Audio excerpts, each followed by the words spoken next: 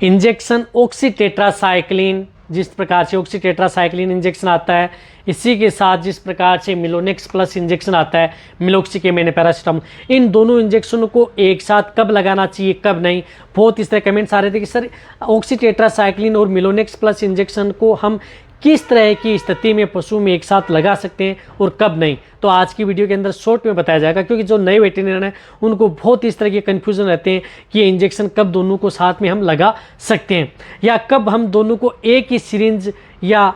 एक ही सिरिंज में, जिस प्रकार से आपने ऑक्सी ले लिया, एक ही सिरिंज के अंदर आप जो मिलोनेक्स प्लस ले लिया, क्या इस तरीके से लगा सकते हैं या नहीं, लगाना सही है या बहुत ही ज़्यादा हानिकारक है, वह भी आपको साथ में बताया जाएगा। जो इस चैनल पर भी नए आए हैं तो पहले आप चैनल को सब्सक्राइब कर लें, साथ में बेल आइकन और ऑल वाला ऑप्शन दबाएं। आपको पता है कि इस चैनल पर भी शॉर्ट में सही जानकारी के साथ वीडियो दी जाती है, तो आप इस चैनल की भी वीडियो भी आप शेयर करें पशुपालकों के साथ शॉर्ट में, जिनके पास कम समय है, और आप भी लाइक सब्सक्राइब शेयर जरूर करते रहें। देखो, ऑक्सीटेट्रासाइक्लिन होती है वह ब्रॉड स्पेक्ट्रम एंटीबायोटिक होती है, जो कि gram positive and gram negative दोनों बैक्टीरिया पर काम करती है, जो कि यदि पशु में किसी भी तरह का यदि इन्फेक्शन हो जाए, पशु में किसी भी तरह का इन्फेक्शन हो किसी भी कारण, तो आप इस ऑक्सीटेट्रासाइक्लिन इंजेक्शन का प्रयोग पशुओं में करवा सकते हैं। जैसे पशुओं का टेम्परेचर बढ़ गया या किसी तरह से इन्फेक्शन हो गया, जिस तरह से अदर बैक्टीरियल डिजीज़ हो गई, वायरल डिजीज़ हो गई, जिसके अंदर जिस तरह से मेस्टाइटिस है, अदर निमोनिया है, या सांस लेने में तकलीफ है, अदर यदि कोई दिक्कत हो गई, कहीं पशु गिर गया, चपेट में आ गया, उसकी वजह से टेम्परेचर बढ़ गया, तो उस स्थिति में आप इस ऑक्सीटेट्रासाइक्लिन इंजेक्शन का प्रयोग कर सकते हैं। बहुत अच्छा रिजल्ट मिलता है, लेकिन ये प्रेग्नेंट पशुओं में आप इसका प्रयोग न करें, गाभिन पशुओं के लिए सेफ नहीं है, और दूध देने वाले पशुओं का भी ये दूध जलाती है, इस बात का भी आपको ध्यान रखना है। इसी तरह से मिलोनेक्स प्लस इंजेक्शन आता है, जिसके अंदर मिलोक्सिकेम एंड पैरासिटामोल आता है। जब पशु का टेम्परेचर बढ़ जाता है, जैसे बुखार हो गई, निमोनिया हो गया, मेस्टाइटिस हो गई, या अदर पशु में इन्फेक्शन हो गया, तो उस तरह के केस में आप दोनों इंजेक्शनों का प्रयोग पशुओं में करवा सकते हैं। कहने का मतलब है कि कई इस तरह की बैक्टीरियल या वायरल डिजीज यदि पशु में हो जाती हैं, उसकी वजह से, या कोई इन्फेक्टेड यदि पशु हो जाए, तो दोनों इंजेक्शनों का प्रयोग उन पशुओं में करवाया जा सकता है। पशुओं के लिए सेफ रहते हैं, नुकसान नहीं करते हैं यदि पशु में जब टेम्परेचर बढ़ाओ। लेकिन दोनों इंजेक्शनों को आप कभी भी क्या करना है कि एक ही सिरिंज में यदि आपने ऑक्सी ले लिया, एक ही सिरिंज में आप मिलोनेक्स, कभी भी भूल कर भी आप एक सिरिंज में एक ही जगह नहीं लगाएं। इस बात का आपको ज़रूर ध्यान रखना है। दोनों को आप अलग अलग, एक को आप अलग पुट्ठों में लगाया, दूसरे को अलग पुट्ठों में लगाया, या एक को आपने गर्दन में लगाया, दूसरे को पुट्ठों में लगाया, इस तरह से आप इन इंजेक्शनों का प्रयोग पशुओं में करवा सकते हैं। लेकिन ये दोनों इंजेक्शन यदि पशु में जिस प्रकार से इन्फेक्शन है या कोई अदर डिजीज़ है, बैक्टीरियल वायरल डिजीज़ है, तभी आपको प्रयोग करना है। पशुओं का नॉर्मल टेम्परेचर है, पशु में किसी भी तरह का कोई इन्फेक्शन नहीं है, पशु में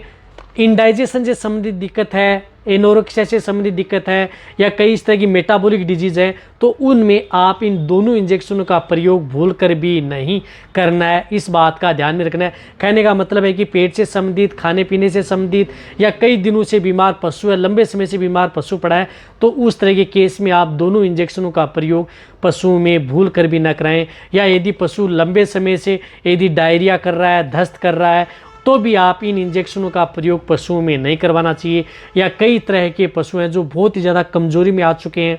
बहुत ही ज़्यादा कमज़ोर हो चुके हैं, ज़मीन पर गिर चुके हैं, उन स्थिति में भी आप इन दोनों इंजेक्शनों का प्रयोग पशुओं में नहीं करवाना चाहिए। इन दोनों इंजेक्शन का प्रयोग, मैंने बताया कि किसी तरह का इन्फेक्शन, टेम्परेचर बढ़ा हुआ है, या अदर कोई बैक्टीरियल वायरल डिजीज़ है, उस तरह की स्थिति में,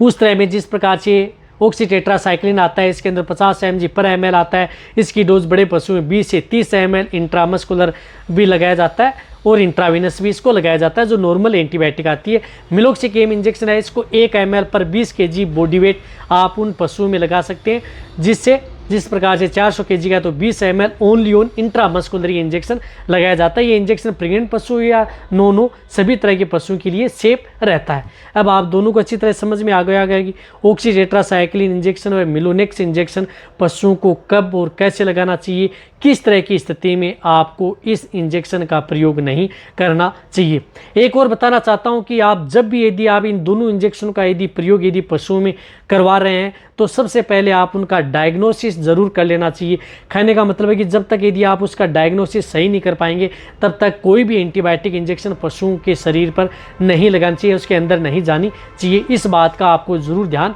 रखना है जितने जो नए वेटरनेरियन आते हैं।